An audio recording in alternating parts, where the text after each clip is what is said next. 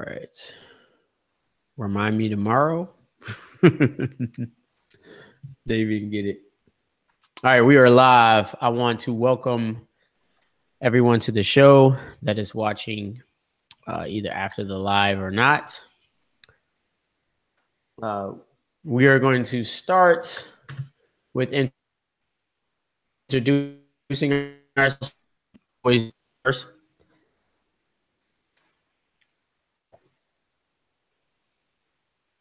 Don't all speak at once now.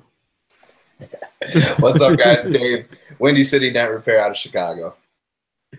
What's up, guys? Ryan from RPS Dent Repair, Baltimore. Good evening, Kelly. Chris, Dentless Touch, Washington, D.C. All right. He's made it. Jenkins made it early. All right. So let's go over some tools like we do in the first 15 minutes. And you guys want to start first, or you want me to start, or what? Yeah, I'll go. Go ahead, Dave. So yeah, actually, when I came out this weekend to Baltimore, Maryland, helping Ryan out with some cars, I brought these two these two whale tails with me. Yeah, these two whale tails with me, and I love them. They are absolutely amazing. They're great for hail. Right? Yeah, Dentcraft. I don't know the numbers, but it's their smaller set. They're super nice. They get right up and under the hood or under any bracing. Mm-hmm. They got this short. Well, I don't know what keeps your knuckles safe. I see. Yeah, I mean they just work so well, especially for these small dents in braces when you can only get your hand in there. You can't get the full tool. These are really nice. I recommend picking up the set from Dentcraft. Right? Yeah, they're not expensive. I don't know exactly how much they are. I remember buying the set. I got a bunch of them that I use with all different sizes and everything. These are just the two sizes that I use the most, so I brought these. But yeah, I'll have a link for them. I'll find a link for them and put them in the description or in the comments later. But yeah, these little Dentcraft whale tails are amazing if you don't have them. And if you don't want to pick up the set, at least pick up not the fat head, but the largest one. And then I'd say, I don't even know what size this is, medium, thin, not the ultra thin, but the thin. These two are the ones that I use the most. Yeah. Nice. That's it? That's it. These are the ones this is what I use. I love these things. All right. So I got 3 with me today. Go ahead, Ryan. So I don't know if you guys have ever seen one of these. Dave-O actually just used it for the first time. I haven't. No, I have one. I bought it at MTE. It's from a German company. I don't even remember the name of the company because I don't think I can pronounce it. It's a dolly. So like Dentcraft has those dollies that are short and they're close to your hand and you're always wailing. This gives you good length for like right at the windshield edge, beating on that windshield edge or a roof rail. This is a backup. I bought another one this year just because you never know if the company's going to not show up at MTE anymore. Chris, it was the company that had the black tabs that we bought 2 years ago. I can't remember that company. It's like a Russian company or it's a German company. Yeah. Okay. So it's just like a nylon dolly. This thing is awesome. So if you guys go to MTE, make sure you pick this thing up. You're gonna use it more than you think. I use it on like the quarters if they're smashed and it's a double panel quarters and I can get inside and I can use it because it's got this nice edge that runs right down the middle. So it's a great tool. I use it all the time. I think it was like $15 or something, so you can't go wrong. Second thing, since we're talking about hail, I brought this up in a past show. These things are awesome. They wipe off really easy. That's my thing. Is a lot of times we'll circle the damage on these cars, and they'll sit there for 3 or 4 days. And those green and yellow pens they use, so hard to get off the panel if they're sitting in the sun. So these pens, the little Posca pens, these things are awesome. I actually order them right from Dentcraft. So it's a PC8K They're awesome pens. I use them all the time. I actually bought a case off Amazon, and I think they're knockoffs or they're just like Chinese branded, but it's the same ones. And I bought a whole pack of them for I think $13 or something like that. And it came with all of the colors, which is nice too, especially with hail. Some of the colors don't, work well with some of the vehicle colors, so you get the whole pack. I love them. Yeah, I use, since we're talking about the markers, I use the auto writer green only. See, if that sits in the sun, it sticks. Sometimes it's hard to get off. I don't know. The green seems to work quite well. I don't like any other color but green for some reason. $24. I lied. $24 for 15 of them. For 15, yeah. I think I have the same ones you got, Dave. The problem with those is I believe this little felt it'll tip, fall I guess. out. Well, not just that. It seems like it's kind of more coarse with those Chinese ones. I've had them where I would wipe it off and then it'll leave scratches. Yeah. And I was like, let me go back to the writer because I don't know about that one. So just be mindful of that for that one, Dave. They come with a fine one and they come with a coarse one, right? I mean, like a bigger one like this. Okay. So this one, like you can tell that the Chinese ones kind of will scratch the panel more so. So I got one more thing here. And we did a little video. We had a little luncheon for the PDR Workshop. And you guys need to check this video out on the bag, on the go bag. Chris did a great job with this video. I got to give him, and Dave. Dave. I got some footage from Dave in this. So I got to give him his props. You got to check it out. Give us a thumbs up on that thing. I mean, he really did a really, really good job. So got to give Chris some props on it. I'm going to leave a link real quick in the description if anybody's interested in watching that video after the live show, of course. And while you're here, please give us a thumbs up if you can. We greatly appreciate it. Is that it? That's it for me. That's it. What's going on right here? Something. All right, so I had to use this today, and I think a lot of hell guys may use this. But it's what is this? What do they actually call it? A machete, a razor, or whatever. A glue cutter. Glue. That's what they actually call it. Just a regular glue cutter. I mean, that's what I would call it, a glue cutter. Well, it cuts glue. It does. And I'm old school, so what I used to do is the propane torch and get it kind of really hot and kind of cut the glue. But this German glue on this one car, this Audi today, just killed me. And it's like rocks. It's like cement. Man, I was so stressed out working on this car. The dent was pretty much gone. It was just the waves that I was trying to get out. I ended up chasing this dent probably about an extra maybe 20 inches, just a little ways. But anyway, so as I'm heating my tool and I'm pushing, it's not really moving. I'm just like, something's got to give. And I remember I let someone borrow this tool. So I am literally in the back of my Transit now, just trying to find this tool. And I said, if I don't have this tool, I'm driving to this guy's shop and getting my tool because I need it. But anyway, it saved me so much time today. I've cut majority of the glue and I just went in there and just kind of just cut the glue right out of it. I did reapply glue when I was done, but wow, was this a time saver today. That's interesting. I've never seen that style glue cutter where it's like a tool. Yeah, I got the one that I know, Ryan, you brought one out the other day. I have that style where it actually has a handle, but that looks that's nice for like doors. It looks like that's kind of where I bought it for, like the door panels. But is that an Ultra?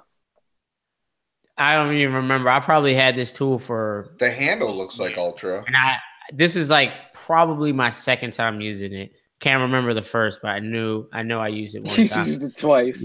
Yeah, the they got one of my actually he's somewhat of a competitor, a good friend of mine. He uses a lot of my Waldorf locations to do some of his retail work. But he said, "Hey, do you got this glue cutter? I'm doing this. I think it was a Dodge Ram, and I kind of need it to cut the glue." I said, "Yeah, you can borrow it anytime. I never use it."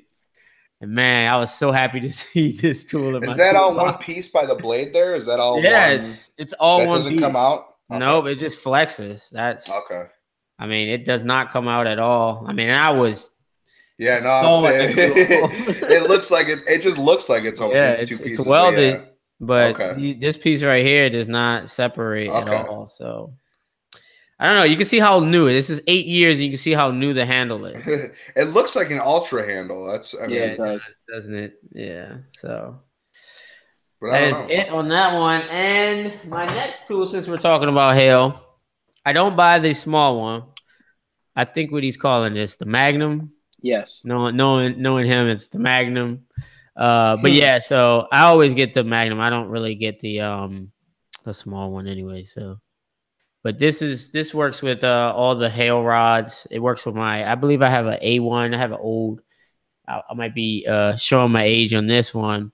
But if anybody remembers the Hail Hog that came out back in the day, those were the first, I believe, hail rods.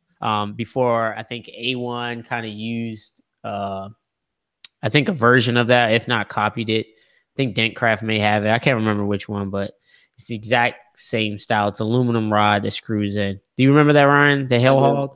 Yep. Yeah. You had to wait like 2 months to get, I don't know, some guy was making it or something. So I still have the Hail Hog. That's what I use, and it fits the Hail Hog. So my Carbon Tech won't fit through that hole though.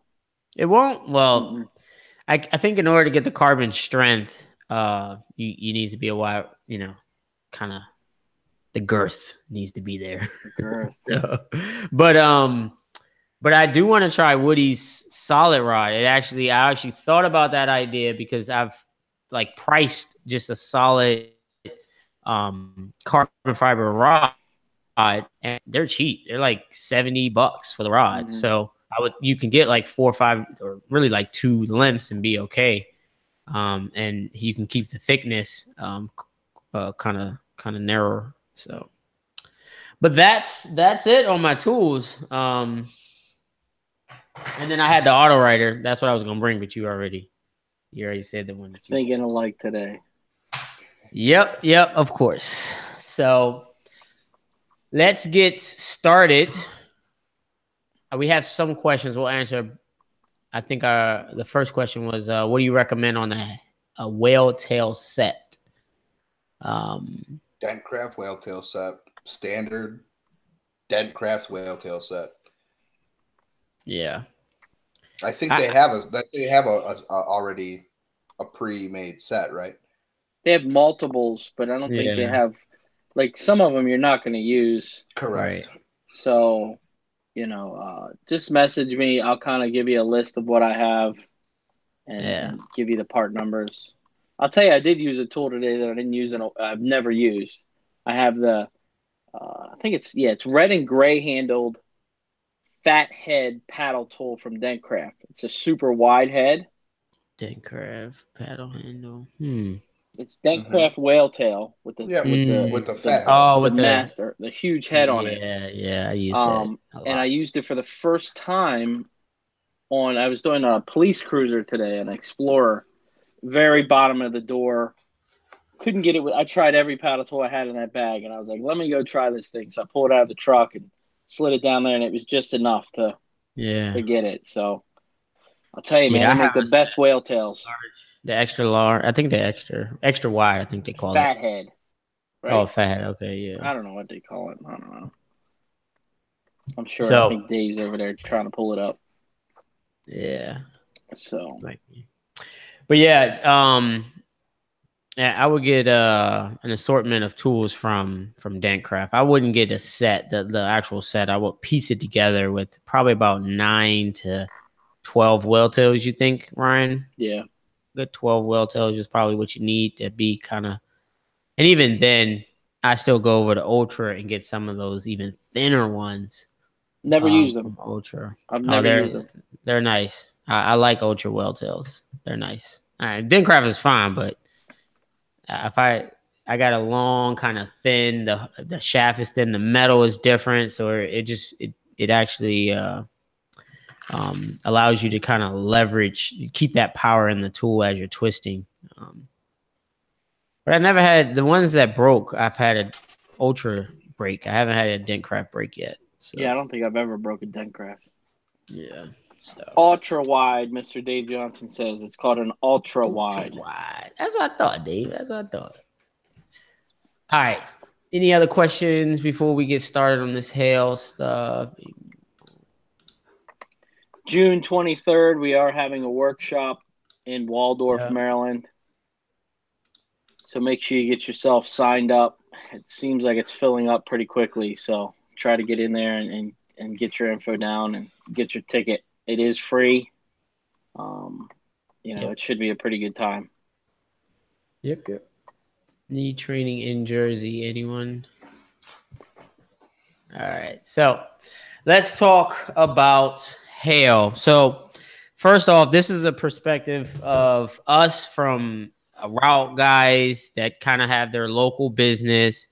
We're not hail guys. We're just simple route techs, retail guys that do a lot of body shops, probably a few wholesale accounts and a ton of retail. So when hail hits our area, it's a little different from someone that actually does this week in and week out. So sorry. We'll discuss certain topics based on that type of outlook here. Let me just see what topics did we have here. Well, not topics, but the list of things. So, Ryan and Dave, how has the industry changed over the past probably like 5 to 6 years that you can kind of towards hail? Yeah, just as the hail, as last year's hailstorm compared to probably the one in like 2011. Like, what did you notice the difference? I think techs every year changes, so you really can't gauge it and say the industry changed because every year is different. Mm-hmm. But like this year, even before the storm hit my area, these guys were here. Like they were already set up to be there. They're like, "Hey, we're here now. Ryan, just let me know what you need." And I'm like, "It hasn't even hailed yet." So I think they're everybody. I think every deck guy out there right now that chases hail is a weather guy. They watch the weather, they know the patterns, they see what's going on, and there's a lot of programs out there. There's a lot of programs that say, okay, 1/4 inch hail hit here, 1.5 diameter. There's a lot of options. Back in the day, you just figured it out when your stuff got busted up. Yeah, so, You're right. What I've noticed is the insurance companies have been set drive-throughs more so than just letting the customer just go wherever they want and just getting it done. Especially initially, they're quicker actually also to set up these drive-throughs too, so they don't waste any time when the hail happens. So they would normally set up the drive-throughs, take about a month and a half to set them up, and then pretty much have their group of guys kind of in their area kind of working on the cars. I don't know if they were networked with that particular insurance company or what, or the group of guys just set up right beside the insurance company. I really don't know. But that's what I've normally seen. They're quick. They're a little slower to set up. But now they're fast and they're holding cars now. So they're making customers wait until they actually set it up to a certain degree. And it's only certain insurance companies that I've noticed. So, and I actually spoke to a State Farm estimator this morning, and it was at a State Farm drive-in, and he explained that State Farm loaded them up as soon as they came in. He has full weeks of estimates to be written, and I'm like, "What's going on?" He's like, "We're just writing checks." He's like, "I'm out here picking what I can. It's all outside." Writing up what I can and sending it, and we know that there's going to be a supplement. So they're already expecting the supplements, which 90% It's of the good time. for us. Yeah. Well, I mean, we still have to write the supplement, and Which you is know, fine, but I mean, at I have least no problem with that, it. yeah, I mean, but I having the have, option or like being okay with writing a supplement and approving it, that's the nice part, rather than just saying no. yeah, yeah. I mean, they have to understand. I mean, I have a customer that scheduled. Come to find out, I have to submit a supplement. You know, so it's just a waste of time. And then you know, I had to explain to the customer what's going on. He's like, "Well, how long are you going to have my car?" And it's like, it's not me. I have to give you know the insurance company the chance to come out and look at this car before I start. Yeah. So, you know, it's kind of, you know, we talk about the dent warranty, and it's like we are the face of the insurance company in certain instances. So we got to try to smooth it over, even though it's not really our fault that the car has to sit for 4 days as they try to come out there and write a supplement. I mean, approve the supplement. Now, I've actually go ahead. do you take the car apart in that process, or do you wait completely?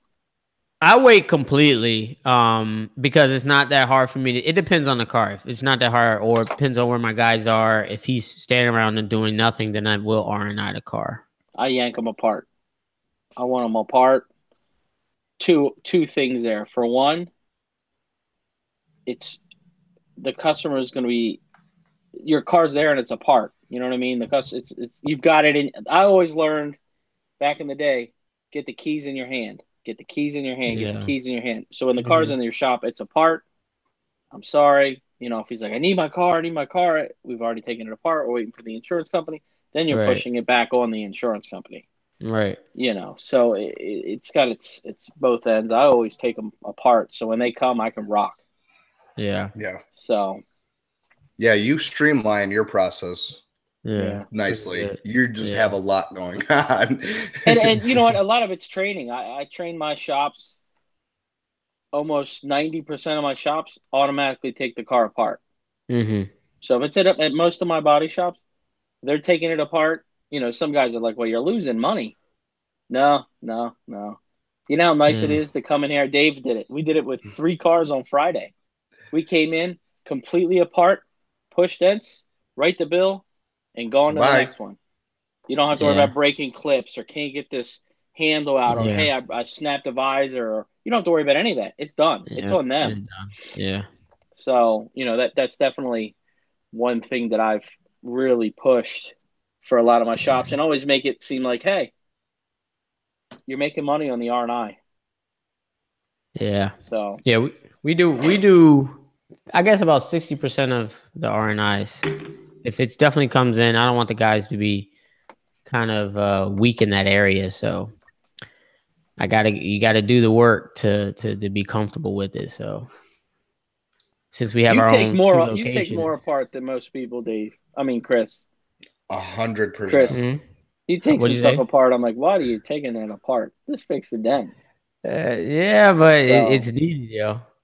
Some of What? that stuff is needed. Some of that stuff is needed. I mean, I'm analyzing the situation, I guess, different. Maybe I'm based off the tools that I actually have, but you know, I feel like clean and fast repairs. If I can sit there and take that whole door panel apart in 20 minutes, of course, and then now take my dent instead of 3 hours to 2 hours, I'm doing it. So that's kind of how I roll.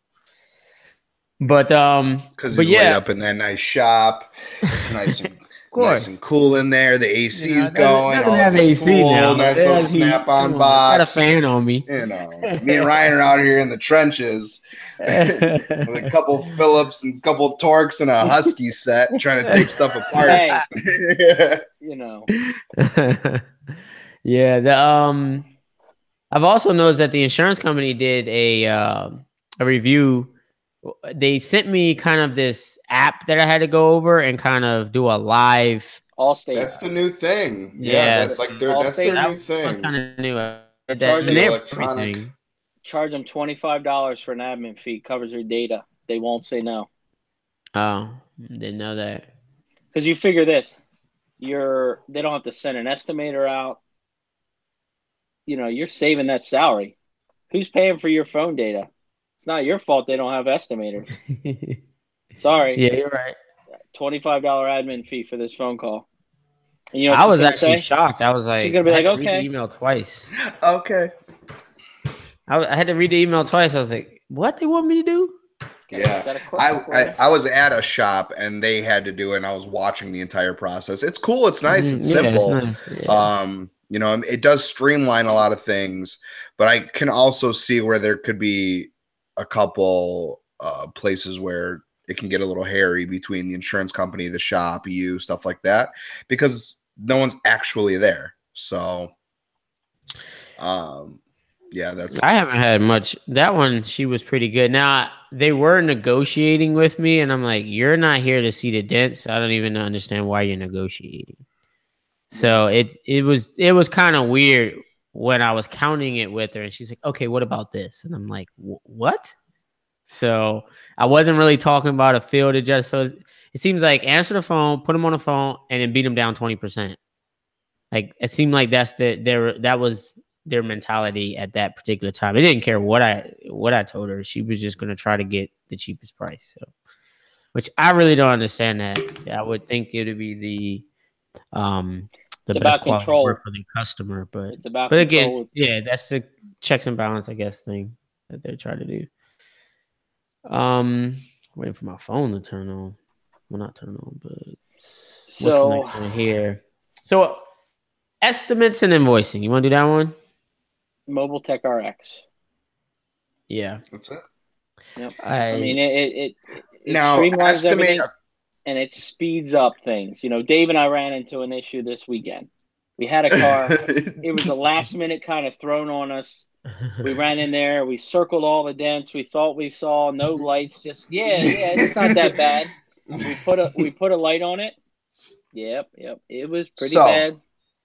My 2 cents is when doing estimating, always estimate with a light. No matter what, always estimate with a light. If you don't have a hail light, it is okay. Hopefully you can, you have a 20-inch Illuminate board. If not, that's okay too. If you have a 14-inch, that'll still work, but always use a light. There's going to be these little dents in there that you're not going to be able to see in the natural. They're going to be hiding behind a body line. Make sure you're always estimating with a light. It's just the proper way to do it. It's going to be the right way to do it. You're going to see everything. It maybe takes a little bit, longer, but you're going to be able to see everything on the vehicle. You're going to get the right money for the vehicle, and you won't feel so bad when you've already written the estimate. It's been approved, and then you go to put the light on it, and now all of a sudden you've got another 45 minutes, hour, 2 hours worth of work because there's a lot of stuff you didn't see. So. I learned my lesson. Is key. Oh, that is key.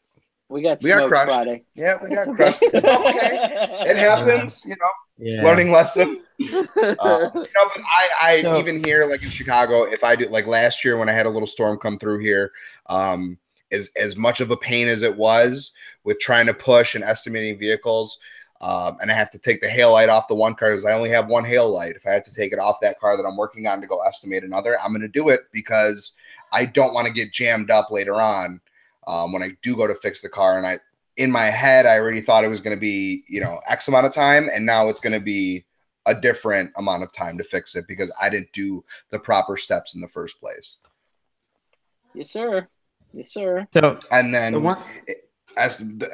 plugging it on Mobile Tech RX, like you said. Yeah. I mean, I think with Mobile Tech RX, I did paper for a long time. It probably saves me 30 minutes, at least 30 minutes a car, maybe even longer. And you have all you can go on Mobile Tech RX and it'll bring up retail, State Farm, Progressive, all the hail schematics. Most of them are almost all the same. So that makes a big difference in the estimate. This makes it easier. But it breaks it down. If you don't have Mobile Tech RX, it'll break down quarter, nickel, all that's the severity, how many dents per panel, and then I always go and check. It's an extra service you have to pay for the Mobile Tech RX. It's called comparative pricing, and what that does is it tells you, okay, it's high strength steel, it's aluminum. Sometimes I'll have little thumbnail pictures to show you what the underside is. That hood honeycombed? I don't know. Here's the picture if it's available. So the comparative pricing, I think it's $30 or more. Totally worth it, 100%.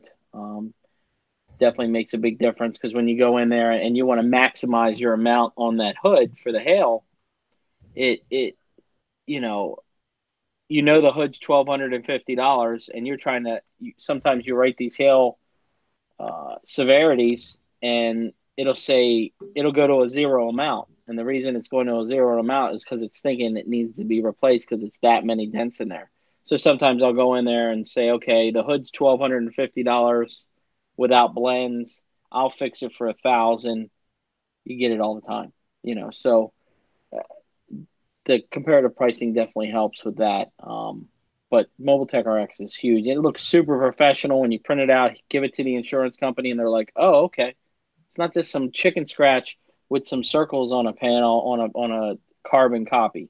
You actually took the time, and it looks like you took the Yeah. time to enter it into a system, print it all out nice and neat. Got all the vehicle information, your header on it. I mean, it's just Yeah, it's it's super huge. super professional. So the one thing that I use Mobile Tech RX for that keeps it does it day to day, keeps my guys. I can see their billing and all that stuff.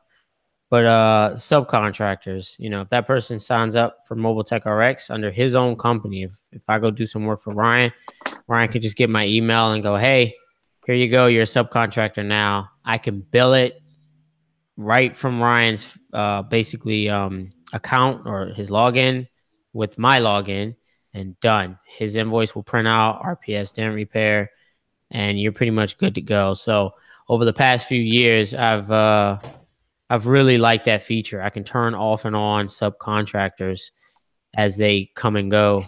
And it's pretty much a requirement. I have one guy that doesn't like doing it, but he makes it so easy. Writes his own estimates. He puts them down, and then one of my guys kind of helps him out. But it's a requirement if you do hail for Dentless Touch right now. So it just keeps everything streamlined.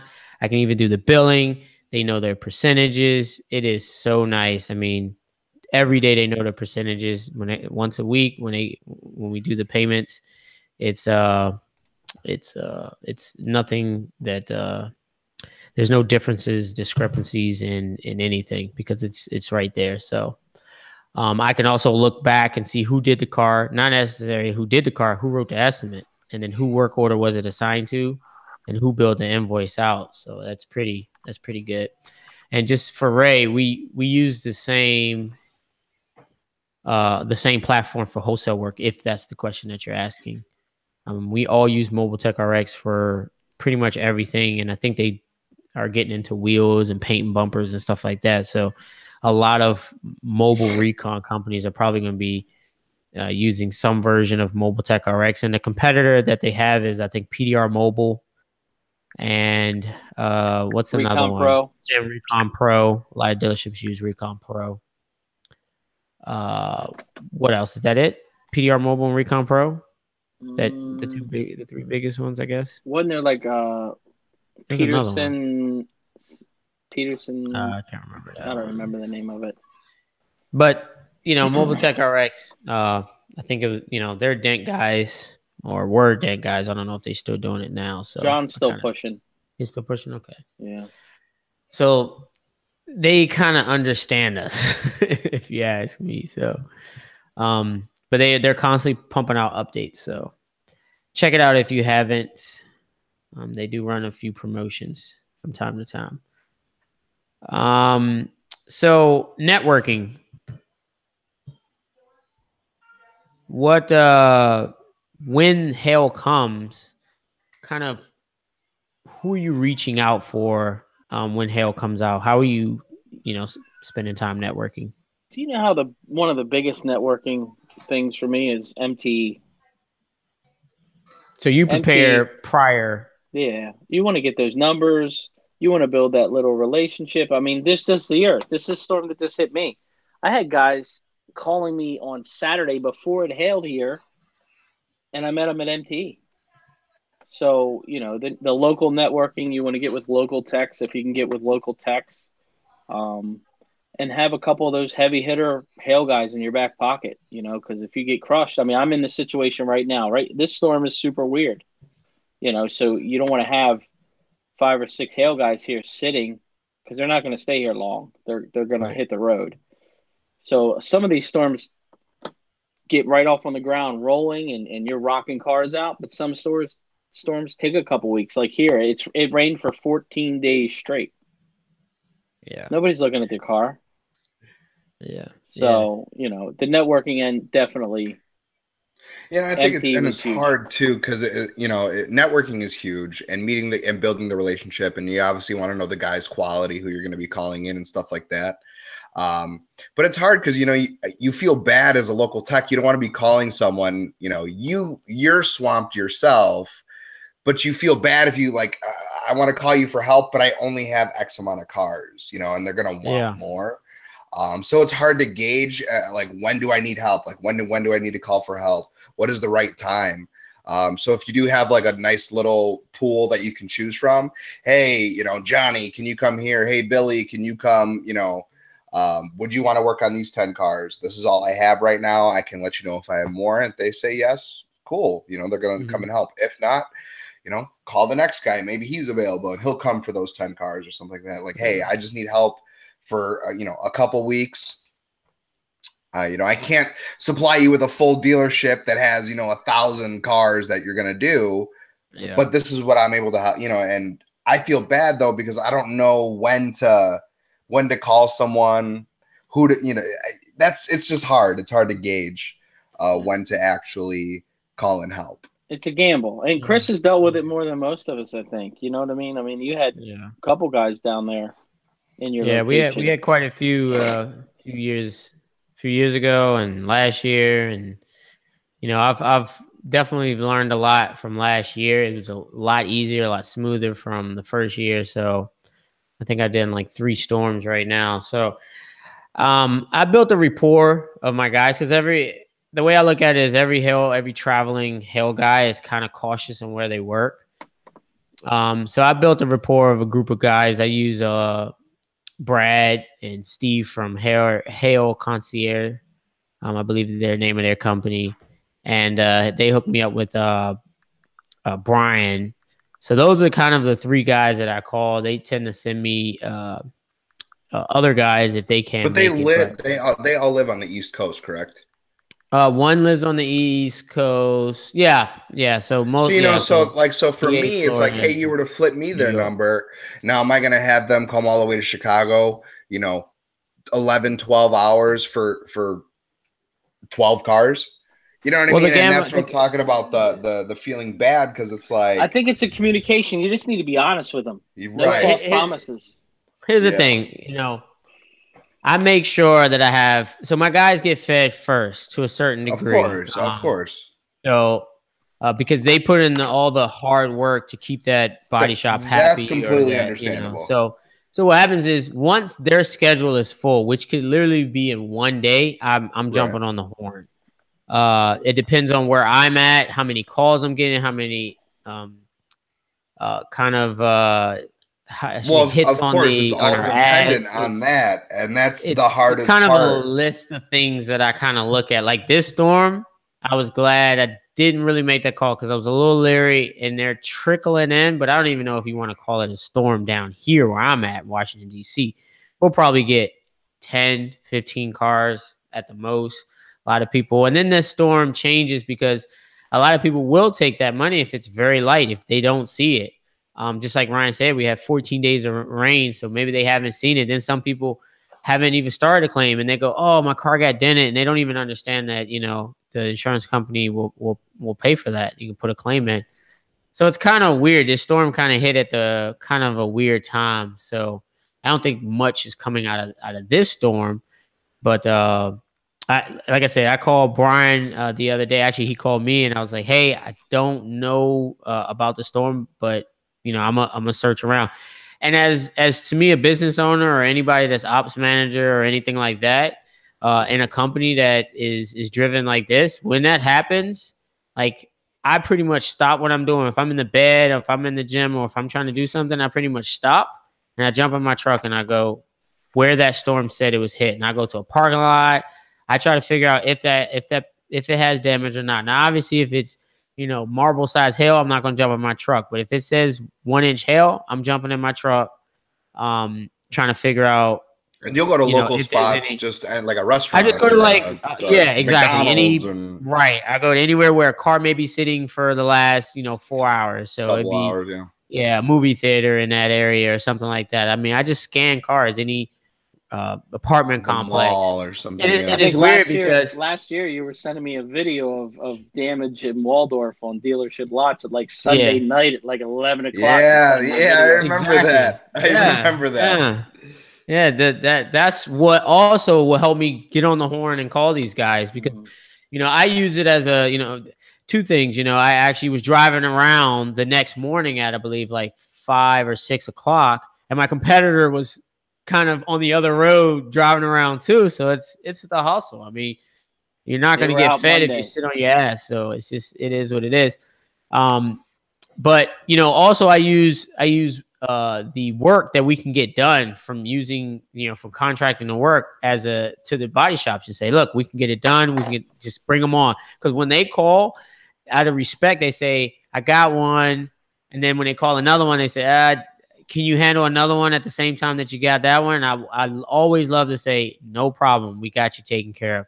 Now, can you schedule out? Can you do this? Let me get things organized. Nope. Let's get it in. If I got to push until 5 in the morning, I'll push until 5 in the morning, or I'll be calling reinforcements in. So I really don't like saying no for that particular time that season. This is in our season, so those are some tips if you kind of have that retail shop. I think Abraham had a tip about how to get work. Honestly, I think social media is the best way to get work. Jump on Instagram, Facebook, find the local tech that the area hit. They always may scan your profile to see your work. So if you have a profile, Instagram is your profile to a certain degree. So your portfolio. I'm sorry, yeah, is your portfolio. So if you're not using Instagram as your portfolio, something's wrong. So you can't. That's like waving a flag in the air trying to get work. That's crazy. So have the Instagram. I actually found one of my guys through Instagram when he messaged me. So definitely. I just love that. Yeah, I love that networking side with Instagram because then you do, like then Ryan said, it connects. Then you go to MTE and you meet the guys, and then it's just like this whole thing. I mean, I definitely have an Instagram if you don't, and put a couple things up there. You don't have to post every day. It's not this huge thing, it's not this serious thing. You got to post 17 times a day to be relevant and stuff like that. But at least get some stuff out there. Just a nice little portfolio. Yep. Yeah, absolutely right. Use these, and these are free platforms. It's funny because who knows what this was a net neutrality or whatever it is, whatever it's called. But you may have to pay for this service. You may have to pay more for this service. So it's free, and if you're not using the free stuff, you're crazy right now. You can be noticed with just by posting a hashtag, just a hashtag. Yeah, I mean, jump on it, interact with guys. You can even learn. So I've learned a bunch of stuff looking at people's. I think Manny posted a picture of his trans, and I was like, "Oh, look!" I'm telling you, that's a nice I gotta shot. get with Manny on that, man. Yeah, we gotta get Manny on the phone, but yeah, we should have Manny. Well, not Manny on here. We should have had Mr. PDR on here, and that's an Instagram guy. I don't think. Have you dealt with him, Ryan? I've talked to him every day. Okay, so. And this is just from the last storm, right? Yeah, I met him at MTE.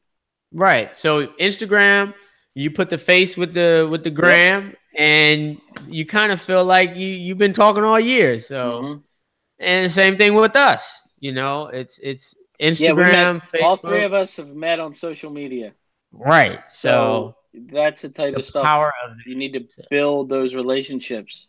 And Chris and I are competitors. We own two companies. We're in Maryland. He's in Northern Virginia and Southern Maryland, but technically we're competitors. We talk every day and we tell all of our secrets, so it's not a big deal. Yeah. And we got to do a business one. And it's a respect thing. It's a respect thing. It's a respect thing. No one's touching, stepping on each other's toes. And the help is so much more beneficial than like trying to run him out of town. You know what I mean? If Chris tried to run Ryan out of town, Ryan tried to run Chris out of town, you're just more focused on doing that than actually getting work. Like helping each other out is so much easier, less headache, less stress. I mean the blue, what is it called? I think it's called Blue Ocean Strategy, I believe what it's called. But it's like for one, you don't focus on competitors. You know, we'll do a little business segment, but my spill is a little different than I think people. with the when a storm hits, you almost have to assess the damage. Yeah, Kind of get an idea of where you are. You know, perfect example, like I said before, guys were calling me Saturday saying, "Hey, what's the deal? What's going on?" I'm like, "It's not even hailing. Nothing's going on. Let's just wait." You know, they're like, "Well, this hit here. What do you think about this?" So, you know, the guys, this year's a little bit of a weird hail year. So there's some guys that are just kind of hanging out, and it's not as crazy as it used to be. But I think the biggest thing is assess the damage and be honest with techs if you're going to subcontract techs out there. You know, just be honest with them. Look, I got 5 cars here. I got 2 cars here. You know, I have the problem all the time. Is I tell Chris, and they're everywhere. I got a car here, or 2 cars here, or 1 car here. I mean, Dave and I went to 4 different shops to do 4 different cars. You know what I mean? I mean, we're running around. Around. And it's hard. And you have to be set up for that. A lot of hail guys are not set up like that. But a route guy, as a route guy, he's set up. Yeah, he's got it set up right. Yeah, yeah. He can probably do a better job. And it's hard for a hail guy. Go ahead. It's hard for a hail guy. You know, that's my phone call. I'm like, hey, there's not 15 cars in one place. You're going to be moving every day. Yeah. 9 times out of 10, they go, thank you. Yeah. Yep. Yeah. Thanks for the offer, but you know what? I'm going to go over here and they got cars in one spot for me, a little prima donna. You know, well, I couldn't call it prima donna. No, maybe it's their job. It's their job. So what they know, to kind of filter out the onesie twosies. I mean, it's funny because a lot of guys, when it starts to drop, they're moving to the next storm before. I mean, they still got cars on the table, but you know what? Yeah. So then, where are the guys who want the onesie twosies? I need those guys' numbers. Who wants the onesie twosies? And wants to drive around from shop to shop. And Mr. PDR's been mad cool. He's like, look, I like helping the local techs. That's what I like to do. Give me a couple cars here, a couple cars there. You know, and he was up front. And, check him out on Instagram. Give him some love. Yeah. Joey, yeah. Good guy. Yeah, Joey, yeah. So Bodyshops, when hail hits, is there anything that you can share that you kind of do with your existing Bodyshops that you currently do work for? Or Bodyshops that you want to get into? What I just did this storm, and I think there were so many of my competitors and so many other companies in town on Monday morning. I made 0 money on that day because I hit every one of my Bodyshops in that area, went in and said, look, I've got it covered. Don't worry. We'll fix whatever you have to do. If I got 30 cars, I'll get guys here. Don't stress. Just let me know what you have. I hit every one of my shops and did it. Yeah. Yeah. We do the donut thing. So we do Krispy Kreme because I feel like around here you get them and they're like, so they really love the Krispy Kreme donuts. So we do the Krispy Kreme. They say, it's a little thing we do, something it says from Dentless Touch. I forget the little slogan thing. But and we like exactly what you said. We let them know, hey, we're here if you need us. Go from there. This year was different. I mean, they really were on the ground, hitting everything. I was at a dealer late this afternoon, and they were like, "Your buddies were in here," and I'm like, "When?" They were like, "Monday morning." Yeah, walking the lot, looking for work. You know, that tells you how slow the hail season is. Yeah, and it changes. So we may be talking about this in the competition, and then next thing, a big hailstorm down Texas, Louisiana, and then all of a sudden, there's no one up here. So it's crazy. Ghosted. Yeah, it's a ghost town after that. As far as advertising, when hail hits, do you guys do any advertising? Nope. Cut it off. I do. I want it all. I cut it off. That's the issue. And that's the thing. Like, you have the team. You have your own little team. Yeah. Whereas advertising getting more. I only have 2 hands. Yeah. And I need the guys to either collect the onesie twosies or like advertise for more and get more work in. But now I'm spending money in hopes to go get those cars, and I got to pay this other guy who's going to do these cars for me.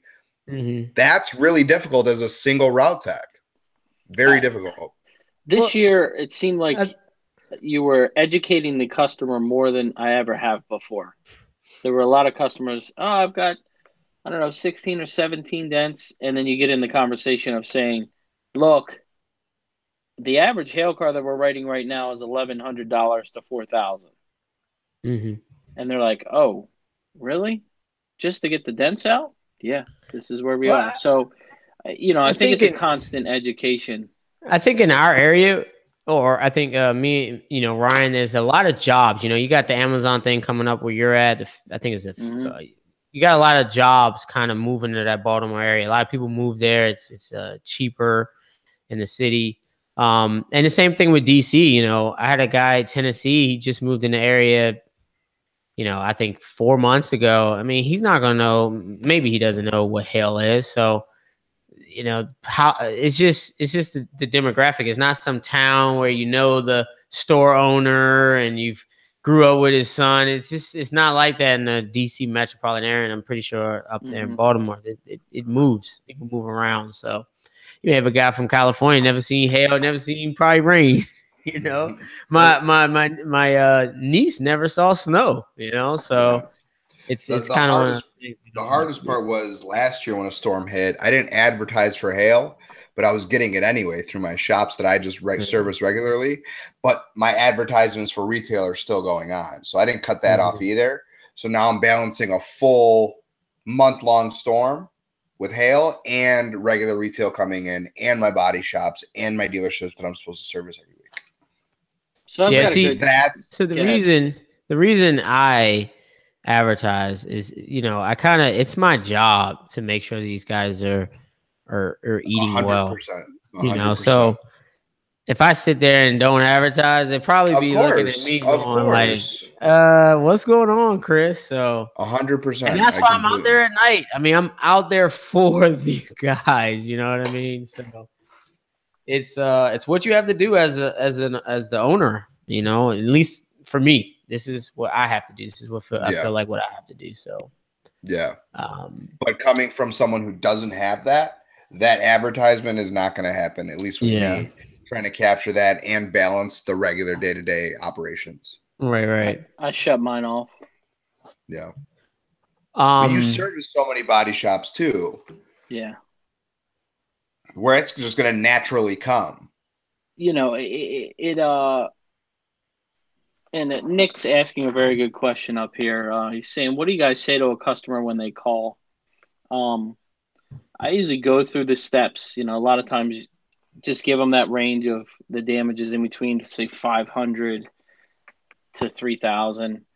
Do you have full coverage on the vehicle? What kind of vehicle is it? You can I usually don't ask about the full coverage. I kind of know if the vehicle's fairly new or not. If they give me, it's a 2013 Mercedes-Benz. Most people are going to have full coverage.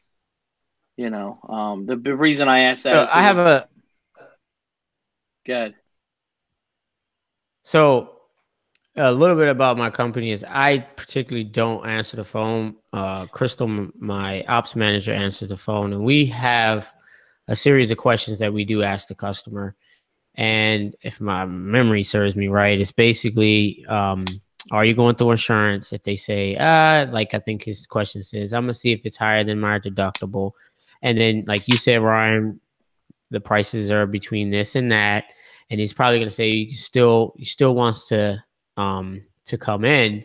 Then we schedule him on top of other people, because not only they may take the money and go, they may not even show, because we've already given their range and they didn't want to get it done anyway. It's more than the checks. So we kind of double book them, like one 10 minutes after the other, and then we're probably already doing a hail car there. So for like the first 2 hours, we got 6 or 7 estimates, and if they show, great. If they don't, we still got a hail car to do. And that's kind of how we do it. We tailor our schedule because we don't want to say no. We never know. But that's I think the biggest thing is explaining, they're like, well, I got a $500 deductible. Well, is it your collision deductible or is it your comp deductible? If it's all hailstorms are underneath the comp deductible, which is usually in between $250 or $500. So you want to walk that through too, and just explain, hey, this is your steps. I can write an estimate, or you can have the insurance company look at it. Most of the time, the people know. I mean, I had a customer today that had 3 cars, and he was like, I got to call my insurance company. But there are also, I get a lot of people who don't know what to do. Yeah, exactly. And the first thing out of my mouth is, have you contacted your insurance company? Mm-hmm. Well, no, I was going to pay. Okay, well, I'm letting you know that whatever their estimate is going to be exactly what we're going to charge you as well. I just say, not like, and I kind of phrase that in a certain way, but you're not going to be making money off of like whatever they're going to be estimating it is what I'm going to estimate it at. We're going to get this done the right way. And that's the first thing coming to my mouth. Have you contacted the insurance company? I just tell them the trends for this storm or the price range of this to this, and they have an idea. I mean, when you're looking, I did hear you on the phone say that, and I like that. It's just to give them a range because some people are like, oh, $250, and it's $2,000 worth of damage. You know what I mean? So, and a lot of people, how do you deal with if you don't do any mobile hail? Do you, Chris? I mean, I go to the body shops, but I don't to a residence. No, I'm the same way. I tell them, and they're like, well, I don't mobile estimates either. They're like, well, you offer mobile service, and I explain, hey, we got to drop your headliner. If we break a clip, you're stuck there with the headliner hanging down. We damage a part, or hood insulator clips. I don't want to have parts of your car spread all over the ground. You know what I mean? It's just not. We're working outside. I always tell them it's not proper conditions. No, we're gonna get it to the shop. Plus, then too, you're able to pawn off certain little things onto the shop. Exactly. And then if you have that good rapport with the shop, they can also assist you, getting them in a rental so you don't have to. Getting them all these other little tedious things that they may need to do. You can try to streamline that process for them. Or you can fly a drone in their shop on a Saturday. Whatever works. Whatever works. You make a Steven that video gonna be released? I can't wait for that one. I'm gonna do a nice little. I got all the footage, so thank you, Mr. Johnson, for that. Now the other thing with the hail, today it started. I've got a lot of good relationships with the insurance companies, and some of those guys were calling me today and asking a lot of questions about the aluminum. Estimator wise. So you always want to build those relationships with your local estimators, your State Farm, your Travelers, your Nationwide, and just help them out. I had 2 calls from 2 separate adjusters from 2 different insurance companies, and they're like, how are you handling these F-150s? And you explain it. You're going to break it down. Hey, for 1, it's a tall vehicle. 2, it's got a rib roof. 3, it's aluminum. If there's damage in the front of the sunroof, you have to remove unless you can glue pull them, you have to remove the windshield. So you walk through those processes with them. So always build those relationships with the insurance company. Let me tell you how much less headaches you have. Because building that relationships allows you to talk, I think, to them a lot easier rather than like just being nervous and you're talking to a random person. It's like, hey, Mike, look, dude, hey, this is what has to happen. I have to do all these things. Like, oh, it's all right, Ryan. I understand. All right, cool. Not even that. You know what it really does for me is the supplements. A lot of them will say, take pictures, send them to me when you're done with the end of the supplement. They never even come back out for the supplement. Yeah, that's nice. Or I think Dave and I estimated a hail car on Thursday night, took pictures, and they approved it. They never even looked at the car. So it's those relationships you build. It really makes a huge difference. Yeah, they can trust you. I mean, there's so many people writing bogus stuff. I mean, I remember the last they've seen the quality of your work too. Right. I mean, they've trusted you before. They put their cars in your hands, and you've taken care of it. You've gotten the job done. You've given it right back. It makes them look good. You look good. Everyone wins, and and you built that relationship. And when that next storm comes, hey Ryan, I got a couple cars. All right, let's do it. Let's go, Joe. Right. Bill. Now Chris. This is another thing that I get all the time. Are you loving the hail? You're making so much money. And you know what I my exact wording of, I don't even care about the money. Because all I want to do, and I had this conversation this afternoon, all I want to do is take care of the customer. Yeah. These customers are here 365 days a year, not for 3 months. The 3 months of hail, I could care less. I just want to help make sure the customer's taken care of. Yeah. Because then they're coming back to you when there's no hail and they got that door ding. And the first thing I'm thinking is getting some vitamin C in me. I cannot get sick. Yep. Now, Chris, I want to see how you handle this. Percentages. So I know technically we're not supposed to talk percentages, but in instance, I had a shop that is a corporate shop, a large brand, and uses a special company that does all of their hail because of the percentage that they give. Yeah, it's only a percentage. No quality, nothing. Now, how do you handle that situation? Hey, we really can't use you because we have to use this company because we have a contract with them because of their percentage, but they want to use you. Do you match that percentage to keep the business, or do you say, look, use your vendor and I'll see you when they're done?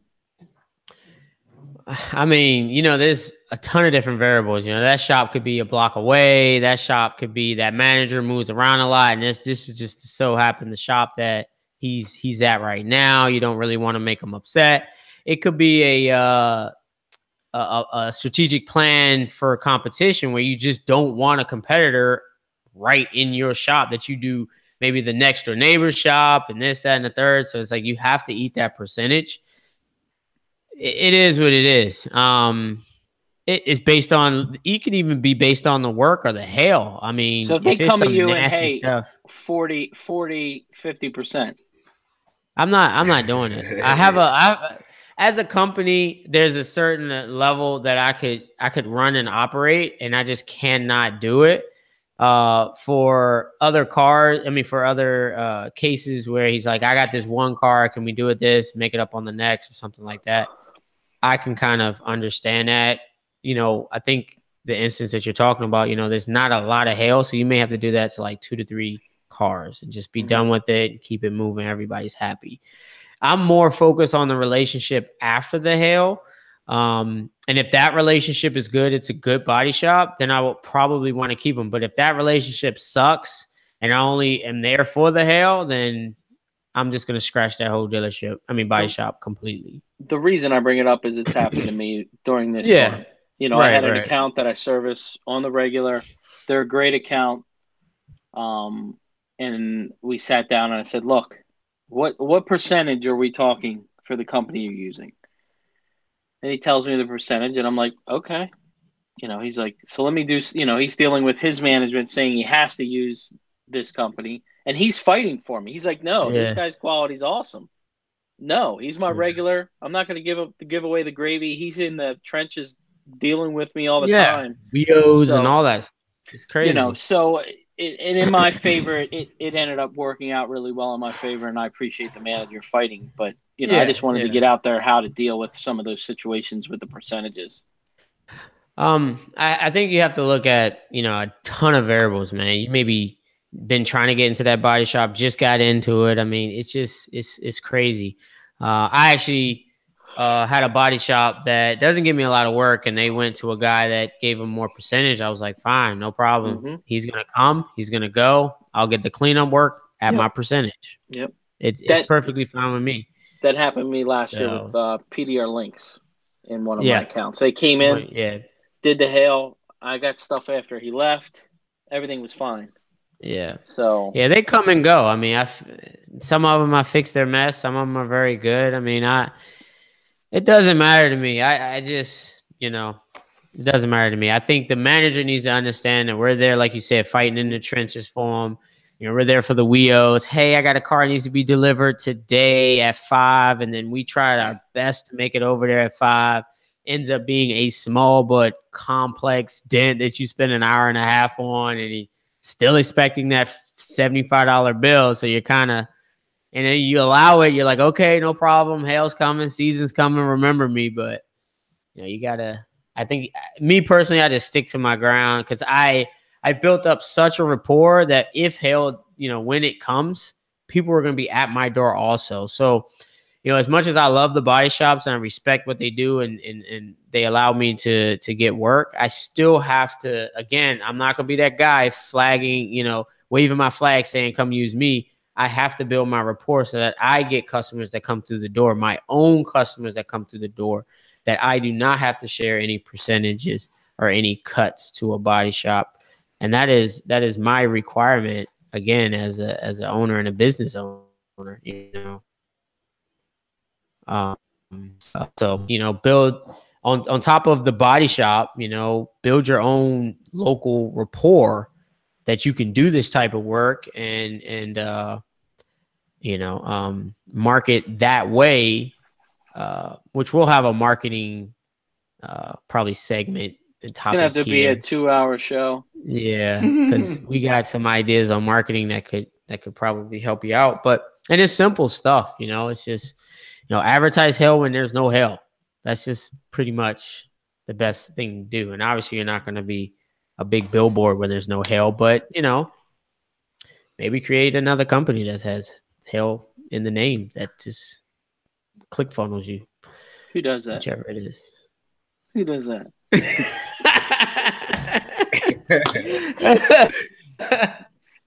Hey. The ideas that you can get if you guys are looking for hail in your local, looking for work, and you're a business, So, the detail guys are not looking for the salt. It's a busy time for them, but they gotta stay busy all year. So it's the only way they're gonna survive. Same way with the lawn guy. I was talking to a lawn guy, and he does snow plowing, he does this, but he advertises his snow plowing. He sells more contracts on snow plowing in the summer than he does, when it's snowing. Mm-hmm. So just get that out of your head to advertise hail during hail season. So one of the questions here, have you guys worked an insurance deal with a dealership? I'm new to PDR, but a lifetime in the car biz, so I know the dealers, but don't know how to working a percentage deals on how that works. I've never worked a major deal. You have, Chris. I have not. Yeah, I did my first one last storm, and it was definitely different than, again, I have a steady flow of customers. I think we had, 100 hail cars coming in at our both locations at that, maybe not 100, maybe like 75 hail cars. And, but we did 150 cars for the Kia dealership, and that Kia dealership, got hit before, so they kind of knew the routine. I really like to get involved at the jump. If they could kind of guarantee you that you'll have the work, because a lot of times they'll just kind of use you, especially if they're kind of keen to this hail stuff. So, but if you can get in there I don't know that. I'm sorry, my Alexa's going off. But if you can get in there at the beginning of the hailstorm and walk them, you might be there for a whole week until the insurance adjusters come. As he pulls in one car, you need to have all 5 of your lights set up, because that's what happens. They take 3-4 random cars out of the lot and they just pull them into one area, maybe more depending on the lot. This only had 150, 200 cars on the lot. So they pulled about 5 to 8 cars in, and they kind of grouped it together and kind of averaged the car out and gave them a flat fee for every car. Problem with that is they looked at it just like every single insurance company, natural light and guessed every dent. So if you're there to pick and choose every dent, bring that average up, then you have more to play with. Now, percentage, most of these dealerships,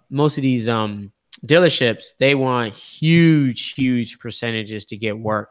They just have a pool of dent companies that they could pick from.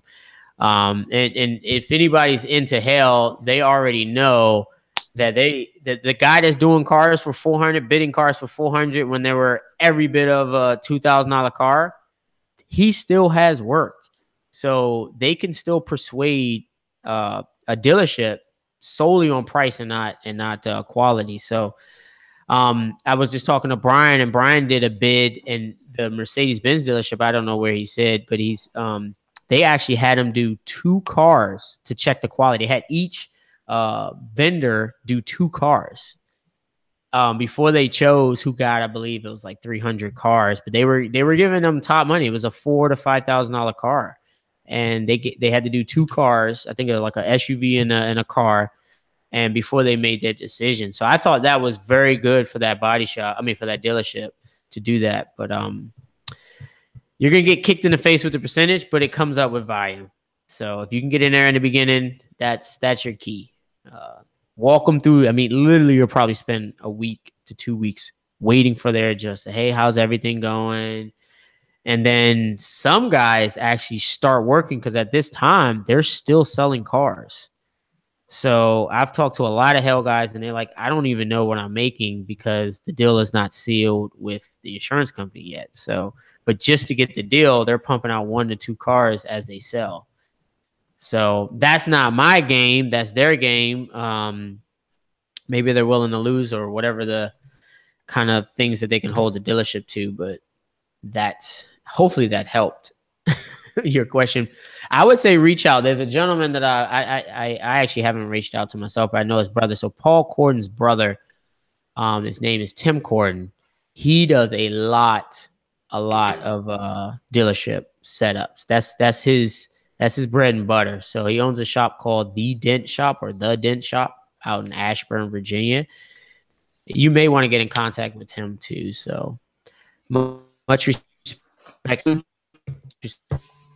but I think he definitely can answer your question. And the strategy that he uses is I heard it was pretty stellar. So you may want to reach out to him. Any other questions that we have? Aluminum, the evolution of tools to work with aluminum. Sharp. No, he's saying, how do you see the evolution of tools to work with aluminum? I don't know. Make them sharper. Yeah, I guess you're right. That and high strength steel.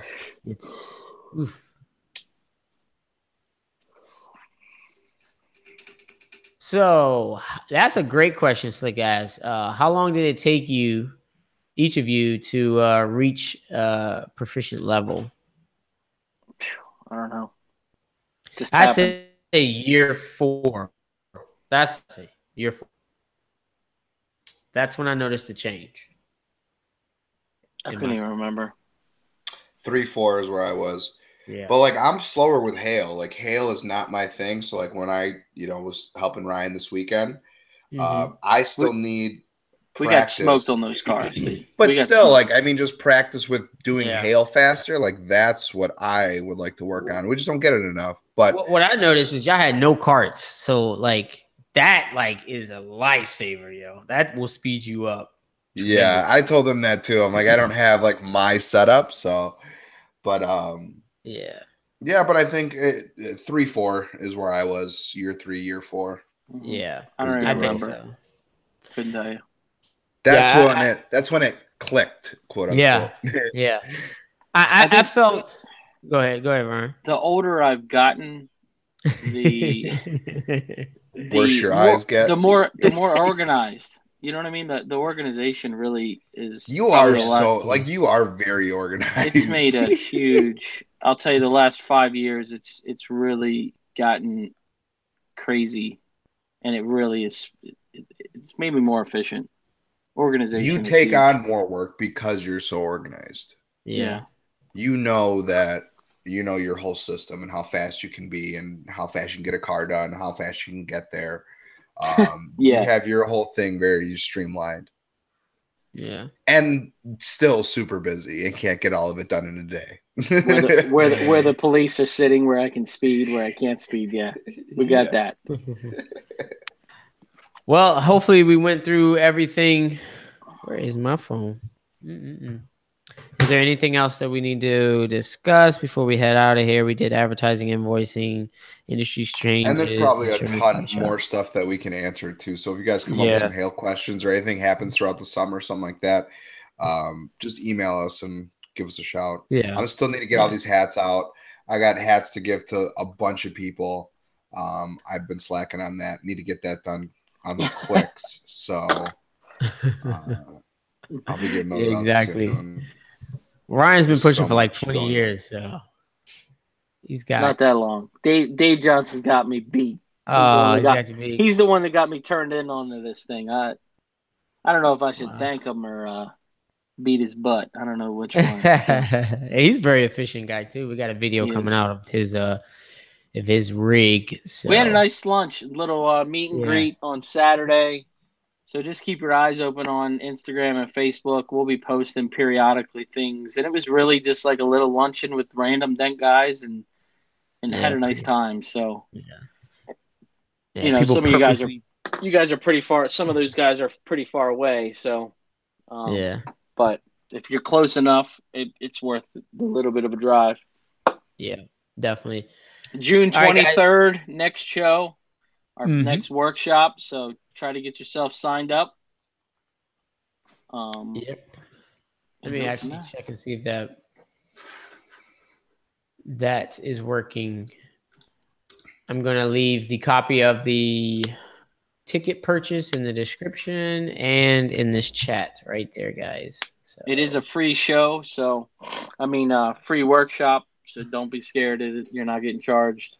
You're just going to get a ticket. Yeah, definitely. Speeding ticket. All right, guys, we're going to wrap it up. Dave, you want to plug yourself? Don't forget to hit that thumbs up button, please. Repaired, YouTube, Instagram, Facebook. Windy City Dent Repair. Email me, DM me, Facebook message me any questions, text me, I don't care. I'll try to answer anyone's questions best I can. Right. RPS Dent Repair, everything, and my YouTube channel will be live tomorrow. So look at that. Keep your eye open. We're getting them, guys. We're getting them. Yeah. And if you guys have any questions, just send us a message on whatever platform you want to send it to us. It's been a little crazy in my area with hail, so the phone really hasn't stopped. So if I don't get right back to you, I'm sorry. I will, I promise.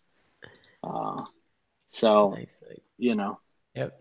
Guys, don't forget to hit that thumbs up button. Greatly appreciate the love and support that you guys have been showing for sure. And send us some topics. You know, if you guys get some topics in there, send them on over in the message. Hey, I thought about this after the show. Boom. We'll use it. I mean, we used one last week. So, and we're on week 15, guys. Week 15. Yeah. Yep. So hopefully we can see everybody on June 23rd. Like Ryan was saying, it's a free show. We're setting this up to help either the beginner techs, some of the advanced techs. It should be a good kind of workshop that we're setting up here, guys. So this is our third one, Ryan. So it's not anything new, but we're kind of broadcasting it now. So if you guys have any questions, don't forget to hit that thumbs up. Chris Dentless Touch. You can find me on Facebook, Instagram, Twitter, LinkedIn, you know, all that good stuff. Probably have a personal Instagram set up here shortly. Again, don't forget to hit that thumbs up. Greatly appreciate all the support, guys. We got some state info coming very so I don't know how I'm gonna kind of give those out, but stay tuned for that. Thanks for watching, guys, and we'll see you next week. See ya. Peace. Hell yeah. Hell.